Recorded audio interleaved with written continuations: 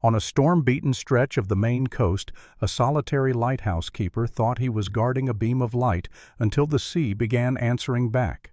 One violent night, as waves rose higher than the cliffs should allow, his German shepherd dragged him toward a forbidden edge, uncovering a buried chest that hadn't seen daylight in over a century. Inside were secrets powerful enough to destroy a wealthy dynasty. A shipwreck staged for gold, bones hidden in stone, and deeds forged in blood. When a ruthless real estate tycoon arrived with lawyers, threats, and fire, the keeper refused to walk away. Men came in the dark, knives flashed, and then the ocean itself moved in a way no tide ever should, tearing open the cliff and exposing a cave of gold and the dead who paid for it. As authorities closed in and the truth rose with the water, the lighthouse did more than guide ships. It delivered a verdict the past could no longer escape. Before we begin, please let us know where you're listening from or how you're feeling right now. Or simply write Amen for everything that truly matters. And if this story touches your heart, please subscribe to the channel for more stories of courage, sacrifice, and unbreakable bonds. Your support truly means a great deal to us. The wind off the Atlantic didn't just blow in coastal Maine.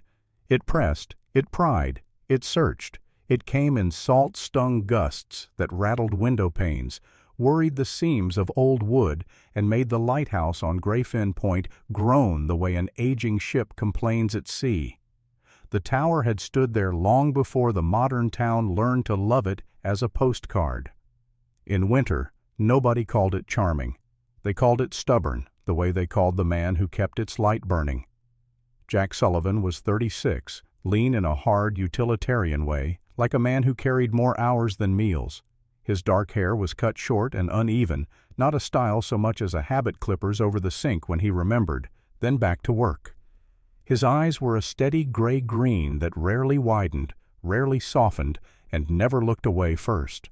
There was a faint scar along his right jaw, a pale seam that caught the lighthouse lamp when he turned his head, and on cold mornings his knuckles looked raw from splitting kindling and hauling rusted chains.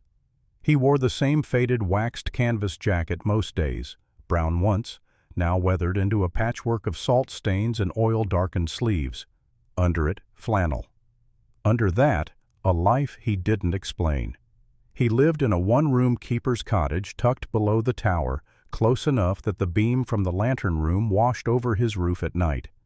The county paid him, as a contract keeper, inspect the lens housing, monitor the backup generator, keep the walkway clear, file monthly maintenance reports. It wasn't glamorous work, which was exactly why he'd taken it. In a place like Greyfin Point, people asked questions if you looked like you belonged. Jack made sure he never did. His only constant was shadow. The German shepherd was 3 years old, big-boned and sleek, with a coat so black it swallowed light until it caught a sheen like wet ink.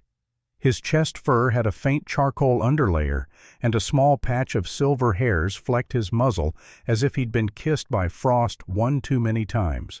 Shadow's eyes were amber-brown and unsettlingly intelligent. He moved with quiet confidence, paws sure on slippery rock, ears flicking to every shift in wind. Most dogs reacted to storms by hiding. Shadow reacted as if storms had names and histories and something to say. Jack had found him 2 winters ago, or maybe Shadow had found Jack. A nor'easter had driven a fishing skiff onto the shallows, and when the Coast Guard swept the beach, they'd missed one thing: a dog half buried in dune grass, skin and bone and stubborn breath, still guarding a torn collar with no tag. Jack had brought him home without making a show of it. No posts online, no calls around town. Just a bowl of warm water, a blanket near the stove, and the slow patience it took to earn the trust of an animal that had learned what people could be. Shadow healed fast, the way some creatures do when they finally decide they're allowed to live. And then he stayed, as if the lighthouse had been waiting for him. Most days followed a rhythm Jack could control. He woke before dawn, brewed coffee black and bitter, listened to the weather on a handheld radio with a cracked screen. He checked the generator shed, the fuel level, the corrosion on the ladder rungs. He tightened bolts. He replaced a frayed cable on the foghorn line. He wrote notes in a small ledger, each entry precise, each word short. It was the kind of work that rewarded discipline and punished distraction. Jack had always been good at that. The town of Gulls Harbor sat a few miles inland, a pocket of clapboard houses, lobster shacks, and a diner that smelled like fryer oil and old stories. Jack went there once every 10 days, sometimes less, to buy coffee grounds and batteries and canned soup. He kept his visits quick, a nod to the cashier, a few bills on the counter. He avoided conversation the way some people avoided illness, not out of fear but out of practice. Still, people noticed the lighthouse keeper. They always did. The closest thing Jack had to a friendly face in town was Sarah Caldwell, the woman who ran the small general store near the harbor. Sarah was in her early 40s, average height with a wiry strength that came from hauling crates and living alone too long to wait for help. Her hair was a warm chestnut brown with strands of premature silver she didn't bother to dye, usually twisted into a messy bun under a knit cap. Freckles dusted her cheeks even in winter, and her hands bore shallow cuts from cardboard and twine. Her eyes were a clear lake blue that missed very little. She smiled quickly but not cheaply. It was the kind of smile that asked a question without demanding an answer. Jack didn't know much about Sarah's past, but he'd seen the way she flinched when a man's voice got too loud. He'd noticed the small scar at the base of her throat and the way she kept a baseball bat beneath the counter, not for show. People like Sarah learned boundaries through experience. So had Jack. They never spoke about it. They didn't need to. On Jack's last supply run before the story truly began, Sarah rang up his items in silence, then slid a paper cup of coffee across the counter like it was part of the transaction. "It's colder on the point than it looks," she said, not looking up. "It's colder everywhere," Jack replied. Sarah tilted her head, studying the storm line outside the window. "You hear anything strange out there lately?" Jack's fingers tightened around the cup. "Strange how?" Sarah shrugged like she didn't care, like it wasn't a question she'd rehearsed. "Fishermen talk. Same way they always do. Some swear they hear voices when the fog rolls in, not radios, not gulls. Something else." Jack gave her a flat look that usually ended conversations. It didn't end this one. Sarah leaned in slightly, lowering her voice. "I'm not saying I believe it. I'm saying people are spooked. And when people get spooked, they start doing dumb things, like trespassing where they shouldn't." Jack nodded once, a non-committal motion. He could feel Shadow's presence outside the door even without seeing him. Shadow hated the general store, hated the tight aisles and the stale scent of too many strangers. But he waited, obedient, watchful, as if he knew Jack's back was vulnerable there. "I'll keep an eye out," Jack said, which was a polite lie. He kept his eyes out all the time. Sarah exhaled slowly. "Just don't let anyone convince you that place isn't yours to protect. You're the only one who treats it like it's alive." Jack didn't answer. He left with the coffee and the supplies and the weight of her words. That night the wind rose early, pushing sheets of fog across the water like a hand dragging a curtain. By dusk, the lighthouse beam cut through milky air in slow sweeps, each rotation steady, relentless. Jack climbed the spiral staircase to the lantern room, boots thudding on iron steps, slick with cold. The air up there smelled of metal and salt, and something faintly burned from the old wiring. He inspected the mechanism, checked the backup bulb, wiped a rim of condensation from the glass. He was halfway down when Shadow's growl started. It wasn't the deep-throated warning Shadow gave when a raccoon wandered too close to the chicken coops behind a neighbor's house. This growl was lower, slower, controlled. A sound with restraint in it, like a man taking a breath before speaking. Jack froze with his hand on the railing. "Shadow," he called, keeping his voice calm. Shadow stood at the base of the stairs, body angled toward the front door. His ears were forward, his hackles only slightly raised. His eyes weren't on Jack. They were on the dark rectangle of the doorway, as if someone stood beyond it. The cottage was locked. The curtains were drawn. Outside, the fog pressed against the window so thick the world looked erased. Jack descended quietly, each step measured. He reached the bottom and crouched beside Shadow, resting a hand on the dog's shoulder. The fur there was warm, solid, real. "What is it?" Shadow didn't move. He didn't bark. He just held that line of focus, listening. A sound came, faint enough that Jack might have blamed the wind if Shadow hadn't already warned him. It wasn't a knock. It wasn't the creak of the porch. It was a low, distant tone, like a hum traveling through water, then a whisper of something like words, stretched thin and broken by distance. Jack's throat tightened. His instincts, old, trained, buried, rose in him like an alarm. He crossed to the window and pulled the curtain back a fraction. Nothing but fog and the dim, rotating sweep of the lighthouse beam. Then the whisper came again, closer, as if the sound had found the path of the light and followed it. Shadow's growl changed, becoming a strained vibration. He leaned forward, claws clicking against the wooden floor. Jack let the curtain fall. "No," Jack muttered, mostly to himself. "Not tonight." He walked to the desk in the corner, the one with water rings and worn edges, and opened the bottom drawer. Inside was a stack of folded papers bound with twine notes written in his tight, spare handwriting. Dates, wind direction, tide level, fog thickness, and then the same phrase, repeated in different forms over months, in ink that grew darker each time. Echoes. He hadn't shown those notes to anyone. Not the county, not Sarah, not the Coast Guard. He'd learned the hard way what happens when you tell people something they aren't ready to believe. They either laugh or they decide you're dangerous. Jack pulled out a fresh sheet of paper and wrote the date. His pen hovered, then scratched. Fog at 7:18. Shadow alerted. Sound like... He stopped. Because if he wrote the truth, it would feel more real. And if it became real, it might demand something from him. Jack was tired of being demanded of. Shadow's growl cut off abruptly. Jack looked up. The dog had moved to the doorway of the cottage, nose low, tracking, not toward the town, not toward the generator shed, toward the path that led up to the lighthouse tower and beyond it, toward the cliffside trail that ended at the black water. Shadow turned his head and looked at Jack, eyes bright and intent, like he was asking permission, or giving a warning, or both. Jack stood still for a long moment listening. The whisper came again, softer now, almost pleading, tangled with the moan of the foghorn far out at sea. Jack felt the hair rise on his arms beneath his jacket.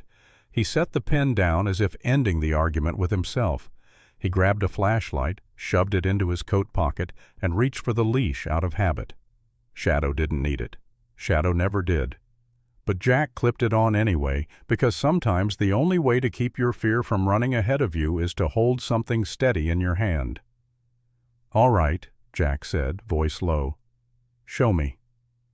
Shadow led him out into the fog, the lighthouse beam sweeping over them like a silent witness.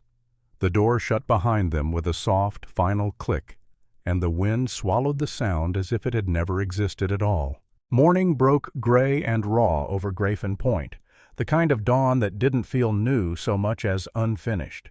Jack and Shadow returned from the fog hours after they'd left, boots wet, dogs' paws slick with seawater, both of them quiet in the way that followed something you couldn't yet name.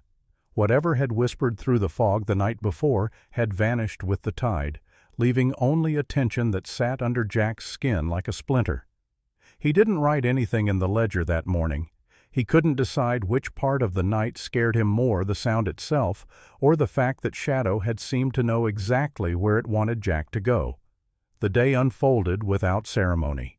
Jack checked the generator, cleaned salt residue from the lens housing, and replaced a cracked gasket on the lower access door. Shadow stayed close, unusually alert, head turning at every unfamiliar vibration.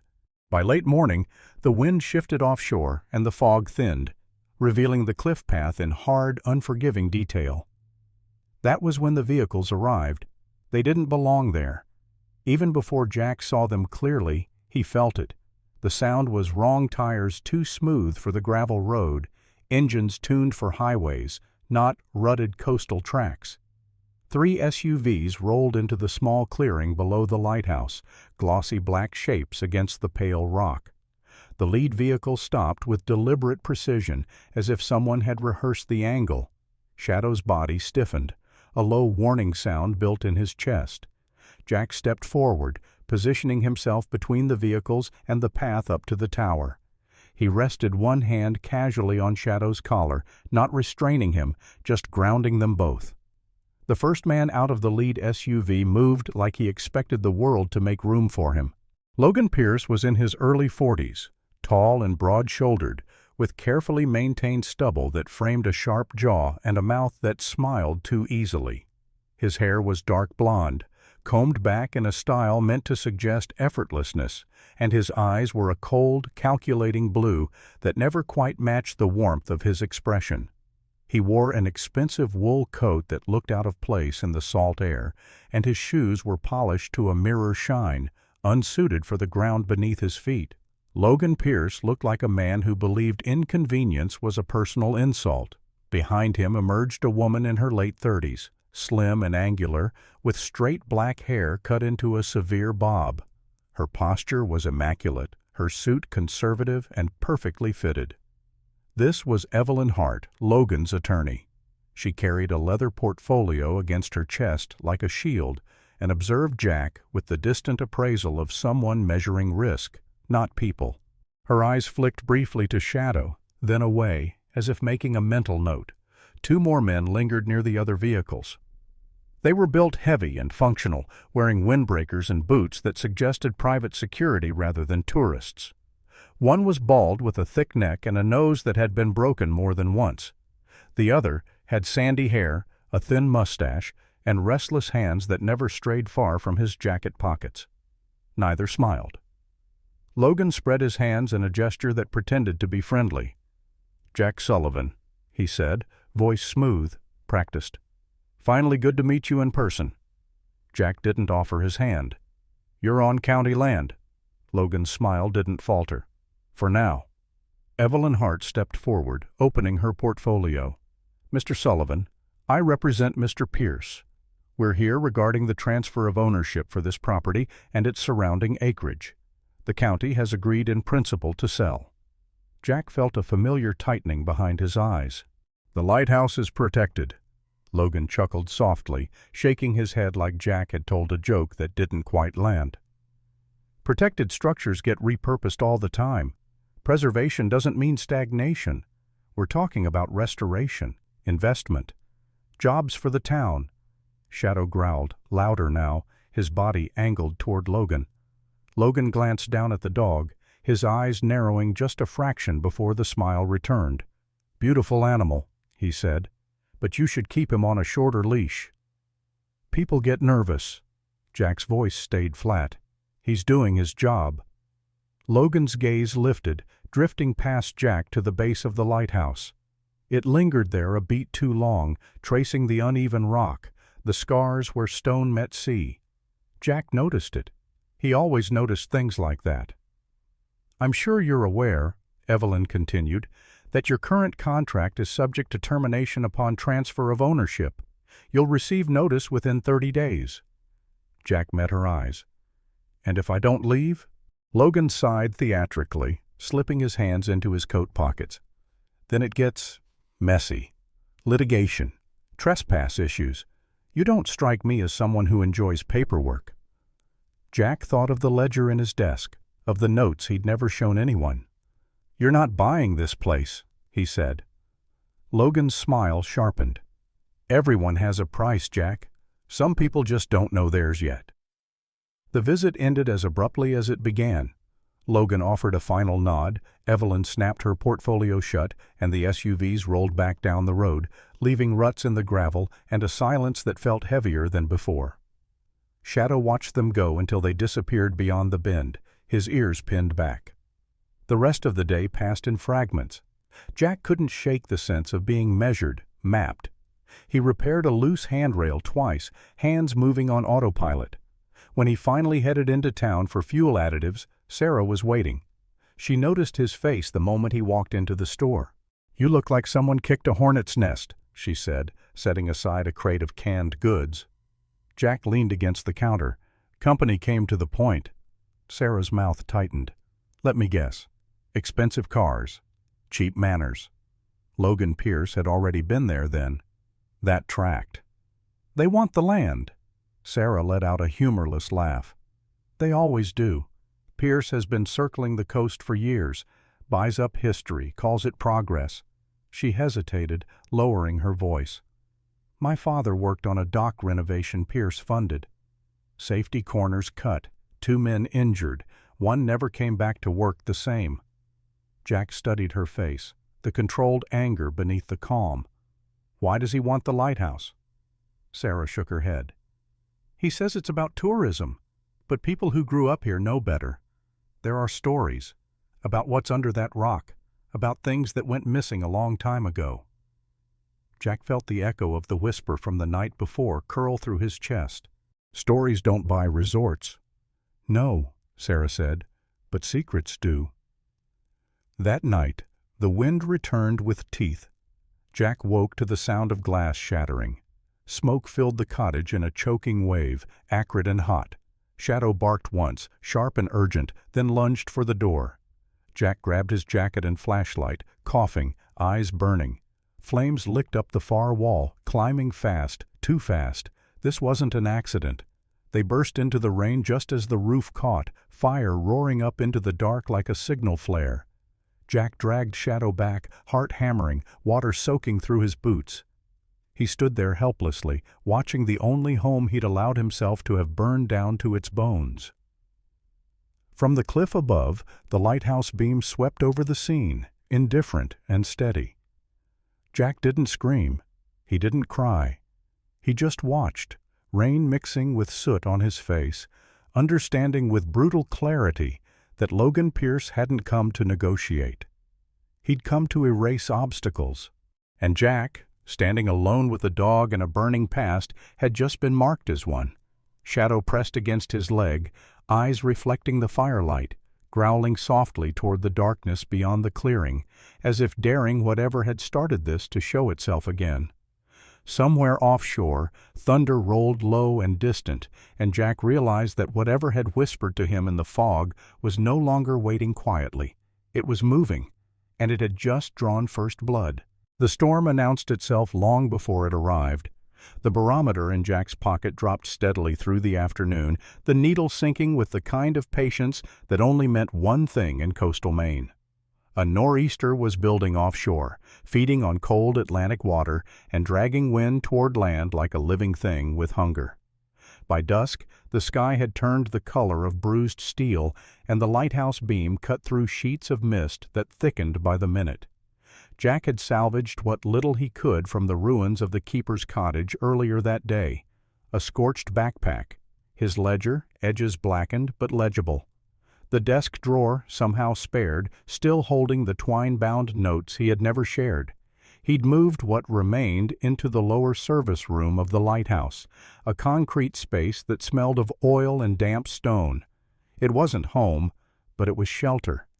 Shadow hadn't settled once since the fire. The dog paced in tight circles, nails clicking against the concrete, his breath coming fast through his nose. His ears flicked constantly, tracking sounds Jack couldn't place, changes in wind pressure, distant thunder, the groan of the sea against rock. Shadow was 4 years old now, fully grown, powerful in a quiet way. His shoulders rolled smoothly when he moved, his tail low but rigid, like a bar set for balance. Every instinct in him was tuned outward, not toward fear, but toward urgency. Easy, Jack murmured, though he didn't feel easy himself. Rain began as a fine needle, then thickened into a hard, slanted downpour. Wind hammered the lighthouse tower, making the iron railings sing. The foghorn offshore let out a long, mournful blast that seemed to vibrate through Jack's ribs. He checked the generator one more time, secured the doors, and turned back just as Shadow let out a sharp bark and darted toward the stairwell. Jack barely caught the motion before Shadow lunged upward, claws scraping metal. "Shadow, wait!" The dog didn't wait. He reached the top of the stairs, skidded, then bolted out onto the exposed walkway that wrapped around the tower. Jack followed, heart pounding, rain soaking through his jacket in seconds. The wind hit him full in the chest, stealing his breath. He grabbed the railing, boots slipping on wet stone. Shadow stood at the edge of the path that led north along the cliffs, head low, body angled forward. He didn't bark again. He let out a long, drawn-out whine that cut through the storm like a signal. Jack had walked that trail dozens of times in calmer weather.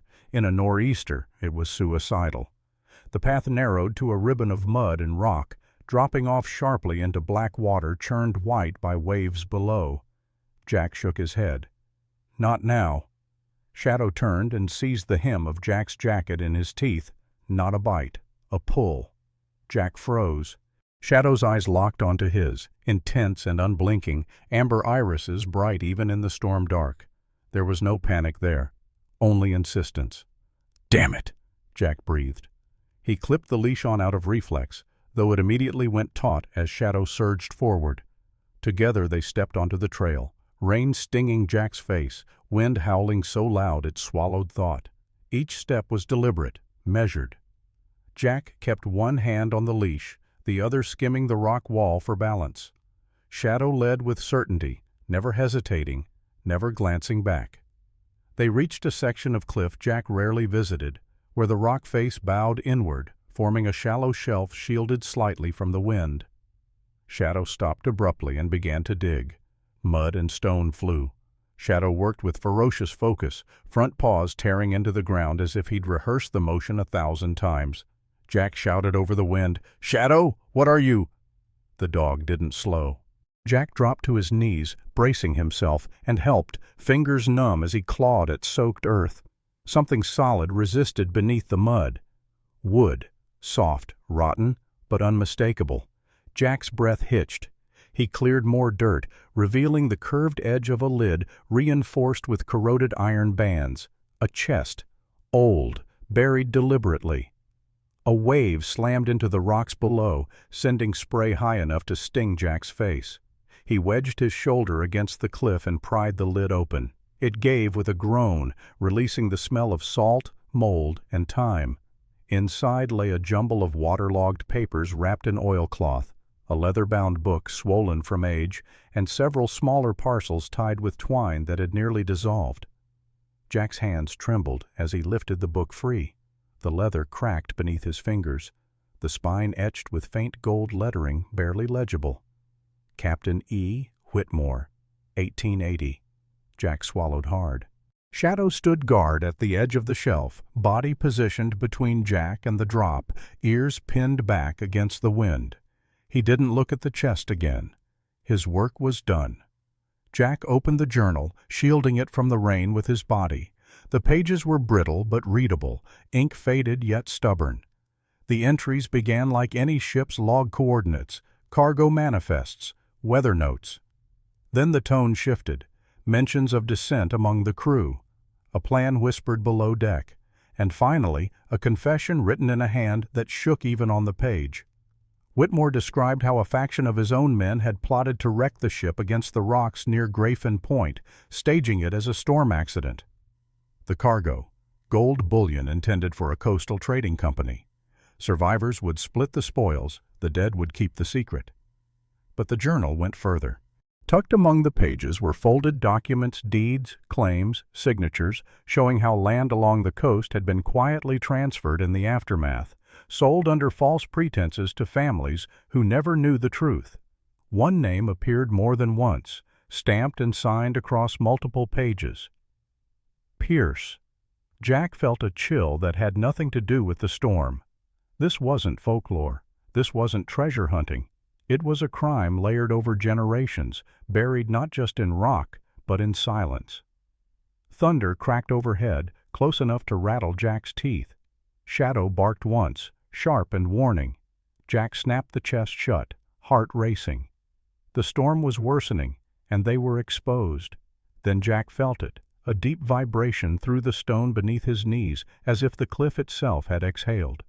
The sea roared louder, waves striking with unnatural force. The wind shifted suddenly, spiraling inward toward the shelf. Shadow braced himself, claws digging in, muscles taut. Jack looked out into the darkness just as a massive swell rose offshore, larger than the rest, moving with an eerie deliberateness toward the cliff face. For a split second, he had the impossible thought that the water was watching them back. "Shadow!" Jack shouted, grabbing the chest. The wave surged closer, towering, blotting out the horizon. Jack scrambled to his feet, chest clutched tight, Shadow pulling hard against the leash toward the narrow path back to the lighthouse. Behind them, the sea climbed, a wall of black water crowned with white fury, rushing toward the rock shelf with a force that felt purposeful. As thunder detonated overhead and the ground trembled beneath their feet, Jack understood with terrifying clarity that whatever had whispered in the fog, whatever had guided Shadow here, had not finished speaking yet. And the storm had just decided to answer. Jack didn't sleep, not after the wave, not after the chest. The storm burned itself out by dawn, leaving the coast scraped raw and trembling, but the sense of being watched stayed with him. He sealed the journal and documents inside a waterproof case scavenged from the lighthouse supply room, slung it over his shoulder, and decided to go to the Coast Guard station at Breakwater Inlet. It was the right thing to do, the rational thing. Evidence belonged in official hands, not buried in a keeper's tower with a burned house and a dog that seemed to hear the dead. Shadow watched every movement as Jack prepared. The dog's coat was still damp along the spine, black fur clumped from salt. His eyes never left the narrow windows, his posture taut as a drawn wire. He had eaten little since the night on the cliff. When Jack reached for the door, Shadow moved first, placing his body squarely in front of him, head angled as if listening to something Jack couldn't hear. "I know," Jack murmured. "We won't linger." They didn't make it far. The path toward the road curved through a stand of scrub pine and boulder outcrops. Jack had taken it 100 times. Halfway down, Shadow stopped so abruptly the leash snapped tight. A shape detached itself from the trees ahead, then another. Then more, stepping into view with the easy confidence of men who believed the ground belonged to them. Logan Pierce emerged last, coat replaced by a dark waterproof shell better suited for the weather, though his polished boots betrayed him. His hair was damp now, flattened by wind, the smile gone from his face. What remained was sharper, more honest. He looked relieved. "Morning, Jack," Logan said.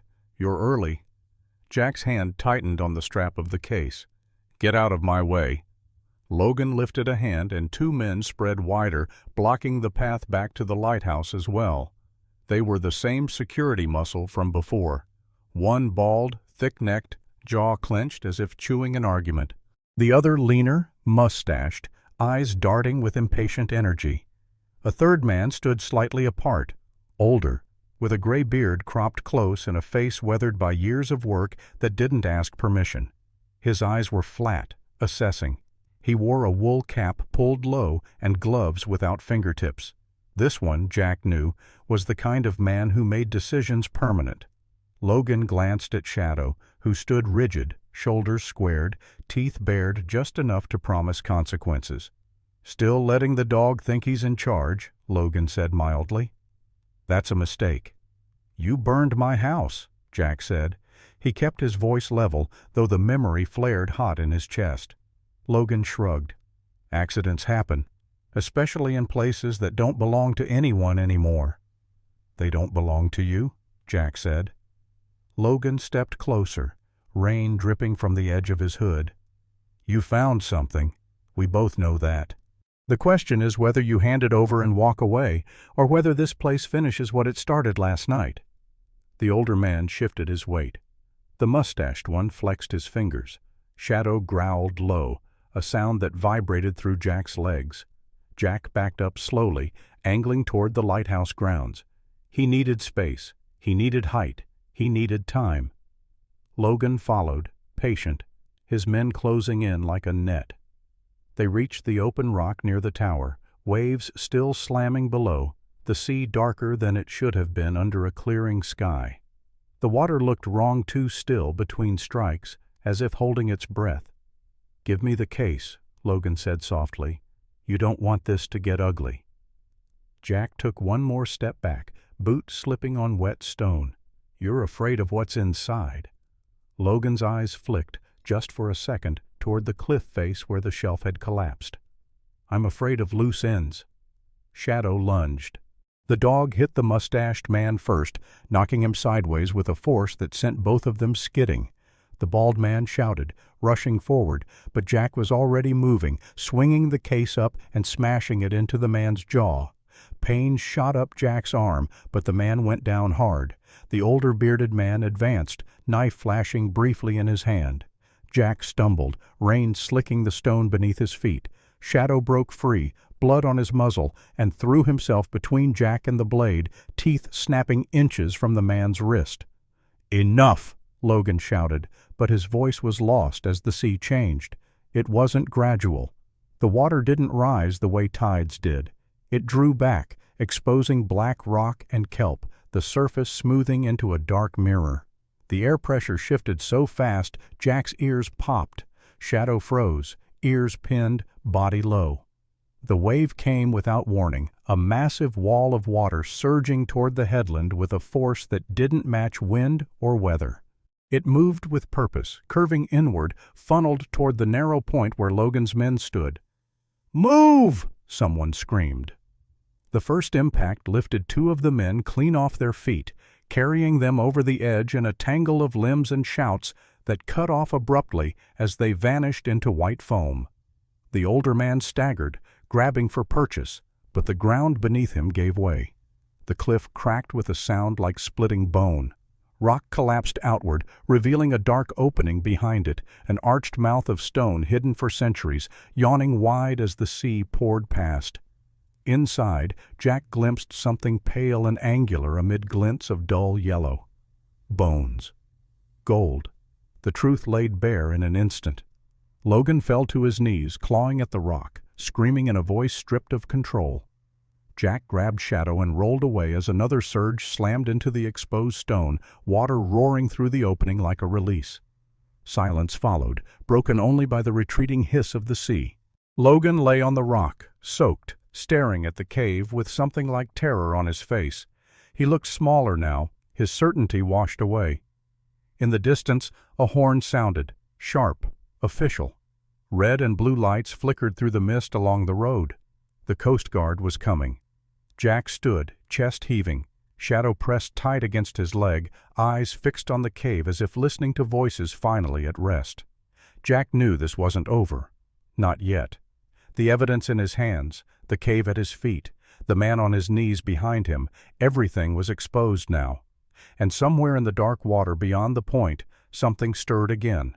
The Coast Guard arrived in force, their cutters cutting clean lines through the churned water below Greyfin Point, red strobes painting the cliff face in pulses that felt like a heartbeat returning to the land. Uniformed officers moved with practiced calm, boots gripping wet stone, radios crackling with clipped updates. The cave mouth, widened by the collapse, breathed cold air and brine as if it had been waiting for witnesses. Inside, the beam of a powerful searchlight revealed dull stacks of gold bars half buried in silt and, beside them, the unmistakable shapes of human bones, bleached and scattered, some still tangled in rusted chains. Jack stood back with Shadow pressed to his leg, the dog's chest rising and falling in slow, even breaths. The journal and documents lay sealed in the waterproof case at Jack's feet, the strap looped around his wrist like a vow he had finally decided to keep. Logan Pierce was on his knees a few yards away, hands cuffed behind him, coat soaked and hanging from his shoulders like a costume that no longer fit. His face had gone slack, the sharp certainty replaced by something hollow. When he looked at the cave, he didn't see treasure. He saw an inheritance, finally answering for itself. A tall Coast Guard lieutenant approached Jack, rain dripping from the brim of his cap. Lieutenant Mark Reyes was in his late 40s, broad-backed with a weathered face and salt-and-pepper beard trimmed close. His eyes were steady, the kind that had seen too many storms to waste time on disbelief. He glanced from the cave to the case at Jack's feet. "You're the keeper," he said, not as a question. Jack nodded. "I found the journal last night. The deeds were with it." Reyes crouched, opening the case with careful hands. He flipped through the pages, jaw tightening as names and dates aligned with the scene behind him. "This matches what we're seeing," he said quietly. "A wreck staged, bodies hidden, assets laundered into land."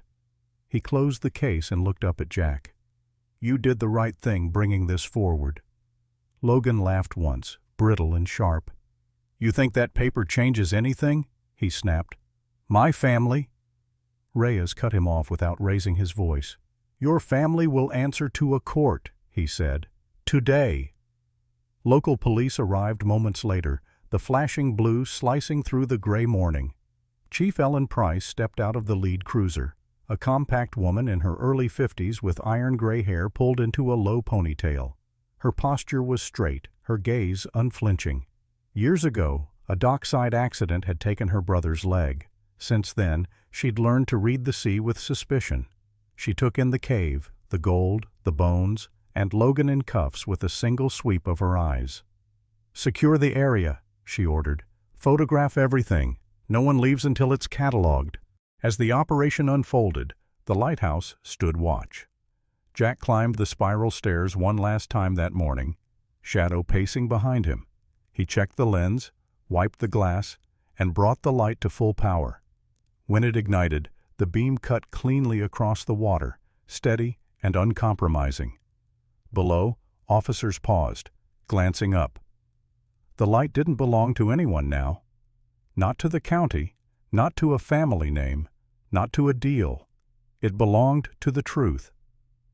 By afternoon, word had spread through Gulls Harbor.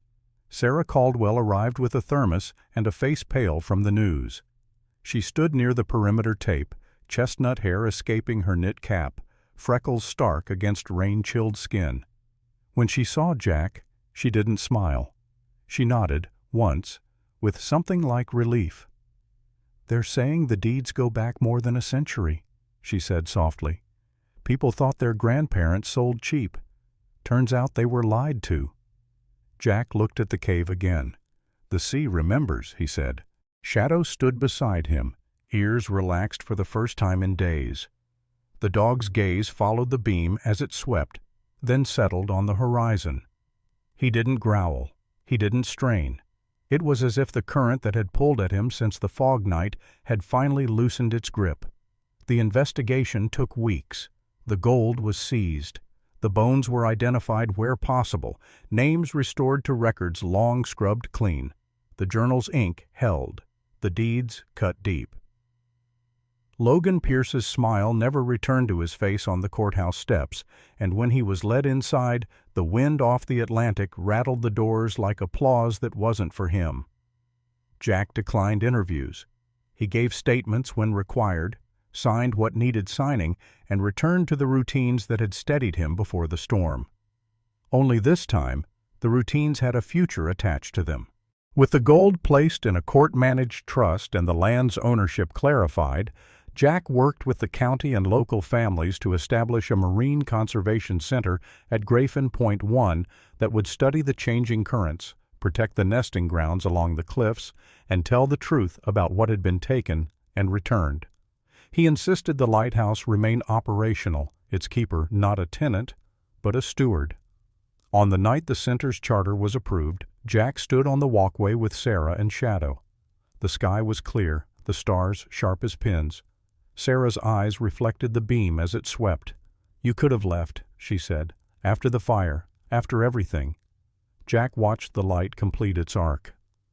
"I tried leaving once," he said. He didn't say when or why. He didn't need to. "This place didn't let me." Shadow leaned into his leg, solid and warm. The wind carried the sound of waves breaking far below, steady now, ordinary. Jack breathed in the salt and felt the last of the tension ease from his shoulders. He had never wanted to be seen, but the light didn't ask for permission. It did its work because it had to. That night, as the beam swept across the water, it felt less like a warning and more like a verdict, clear, final, and just.